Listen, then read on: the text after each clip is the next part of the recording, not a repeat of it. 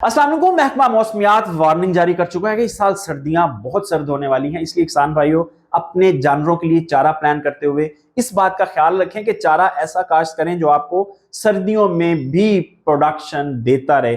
आप बरसीम लगाएं, आप लूसन लगाएं, आप रोड्स ग्रास लगाएं, जो भी लगाएं, ये सारी चीजें सर्दियों में ग्रोथ रोक देती हैं। इसलिए काश्तकार भाइयों जंबो जवा लगाना मत भूलें। जंबो जवा आपको प्रोडक्शन ज्यादा देता है। जंबो जवा जो है उसमें वाटर का लेवल यानी जो मॉइस्चर है वो कम होता है, इसलिए आपके जानवर ज्यादा शौक से खाते हैं, दूध और गोश्त बढ़ाते हैं। इसलिए अभी से प्लान कर लीजिए, अपने चारा जात में जंबो जवा ऐड कर लें ताकि आप मौसम सरमा में जानवरों के लिए चारा प्रोड्यूस कर सकें। जंबो जवा जो है ये इसका कद 5 फुट से ज्यादा होता है और फी एकड़ 1000 से 1100 मन तक पैदावार दे सकता है। आपका कोई भी चारा इतनी पैदावार नहीं देता। 10 एकड़ बरसीम के लगा लें और 1 एकड़ जंबो जवा का लगा लें, दोनों एक जितनी पैदावार देंगे आपको। वाइसली डिसीजन करें ताकि सर्दियों में आपके जानवरों को चारा मिलता रहे।